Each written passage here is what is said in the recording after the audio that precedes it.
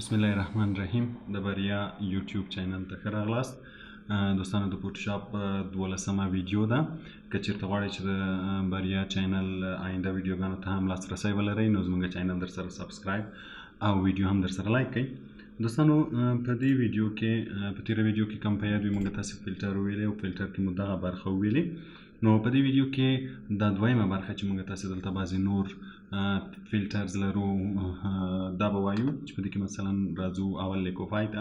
که چېرته غواړو چې په عکس کې ډېر زیات تغیرات راشي، مثلا زه غواړم چې په دې عکس کې بعضې تغیرات راولم، نو راځم لیکوفای چې کلیک کړئ د یو وینډو جدا راته خلاصېږي چې په دې وینډو کې بعضې ټولز موږ دلته لرو او دلته موږ کولی شو چې عکس زوم ان زوم اوټ کړو تر څو عکس پوره راته معلوم شي او یا د هینډ ټول په ذریعه باندې یو ځای نه بل ځای ته یوسو.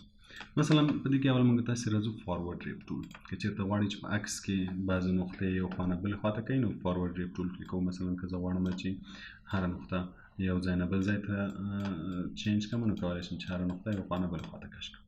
د دې لپاره بیا موږ تاسې د برش سایز لرو. که چېرته برش سایز غټو برش غټېږي، که برش سایز کمو برش وړوکی کېږي، او تر څنګ یې ورسره ډینسټي او پریشر هم لرو چې څومره پریشر او ډینسټي زیات وي نو د برش افیکټ به هغومره زیات وي. کوم ځای چې موږ کشو هغومره به ډېر کشېږي، او که چېرې پریشر یا ډینسټي کم کړو بیا به پریشر ډېر کم وي او ډېر کم تغییر به پکې راځي. له دې نه وروسته ریکنسټرکټ ټول لرو. که غواړئ چې کوم ځای کې چې تغیرات راغلي بېرته په خپل اول حالت راشي نو چې ریکنسټرکټ باندې کوم ځای باندې برشینګ کوو هغه ځایونه به بېرته اول حالت ته راولي. او تر څنګ سموت ټول ده چې بعضې ځایونه که غواړئ چې داسې لږ سموت ښکاره شي، لر غوندې ښکاره شي، بیا له دې نه استفاده کوو. بل پکې 12 کلاک وایز ده.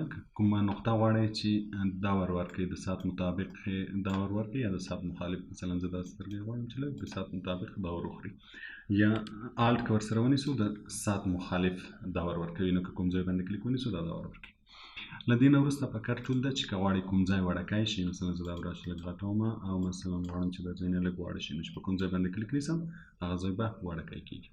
او که بلاو ټول واخلم هغه بیا د دې خلاف کوم ځای چې غواړئ غټ شي چې کله کلیک ورباندې نیسئ هغه ځای به بېرته درته غټوي.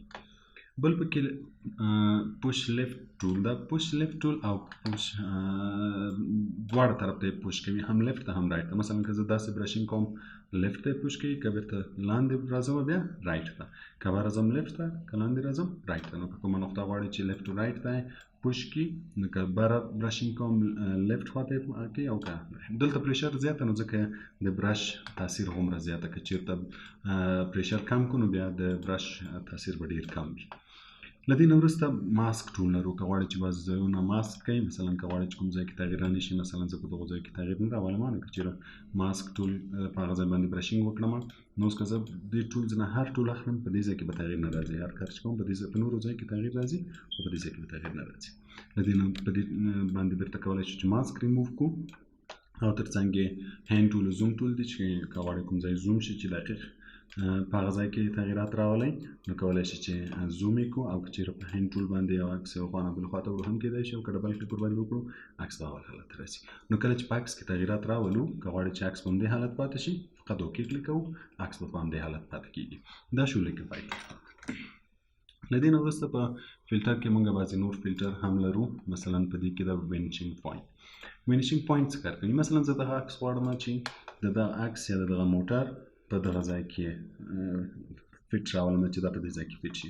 یوه لارې خو دا ده چې موږ د عکس راواخلو دلته یې ور واچوو، بیا په پرسپیکټیو کراپ ټول یا په ټرانسفارم ټول باندې دا په دې ځای کې فټ کړو. خو اسانه لارې دا ده چې موږ تاسې راشو دلته وینیشینګ پوینټ کلیک کړو.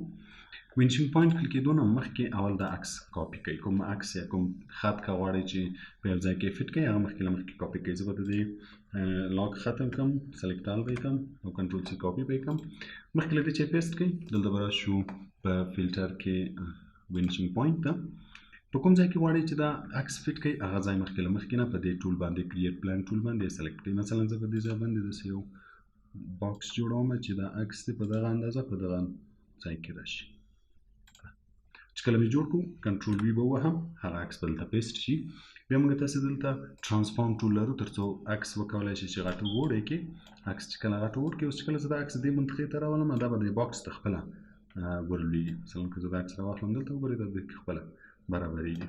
خو د دې لپاره چې ډېر غټ ده نو ټرانسفارم ټول باندې به یې لږ وړکی کړو تر څو دقیق ښکاره شي.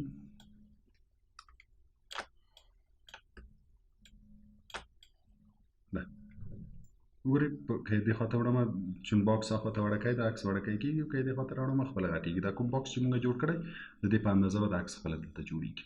نو د موو لپاره چې عکس یو ځای نه بل ځای ته موو کړي یا به هم دا ټول کلیک کړی وي او یا به هم سلیکشن ټول کلیک کړی وي.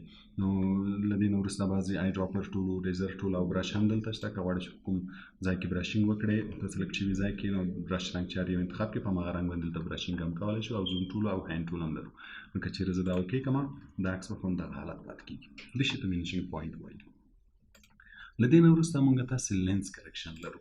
که چېرته زه غواړم چې په بعضې عکس کې د لینز مطابق تغیرات راولم، د عکاسي کامرې که هغه ویډیو وي که د عکس اخیستلو وي هغوی چې دی مختلف لینزونه لري. مثلا زه غواړم چې دا د کوم لینز سره عیار کړم، مثلا دلته کامره ماډل انتخابوي چې کوم کامره مطابق یې غواړي هلته چې کلیک کړو به ټولې کامرې ښکاره شي. مثلا زه د اپل یا د کنن پر اساس باندې غواړم کنن کوم ماډل، له دې ځای نه به یې ماډل انتخابو او له دې ځای نه به یې لینز انتخابو. هر لینز چې انتخابو عکس به د هماغه لینز مطابق دلته راته ښکاره کېږي. تر څنګ یې موږ تاسې دلته سټریټ ټول هم لرو او ګریډ ټول هم لرو. که غواړئ چې دا ګریډ یو ځای نه بل ځای ته موو کړي او که غواړئ چې عکس لږ تاو راتاو کړي نو کولی شو چې عکس تاو راتاو کړو تر څو د کوم لینز مطابق چې غواړو د هماغه لینز مطابق راشي. نو چې اوکې کلیک کړو عکس به همدغه حالت پاتې کېږي. دا شو زموږ ستاسې د نن ورځې فیلټرز چې فینیشینګ پوینټ، لیکوپای او لینز کرکشن. نو خدای دې وکړي چې ویډیو مو خوښه شوې وي. تر راتلونکي ویډیو پورې ښه وخت ولرئ.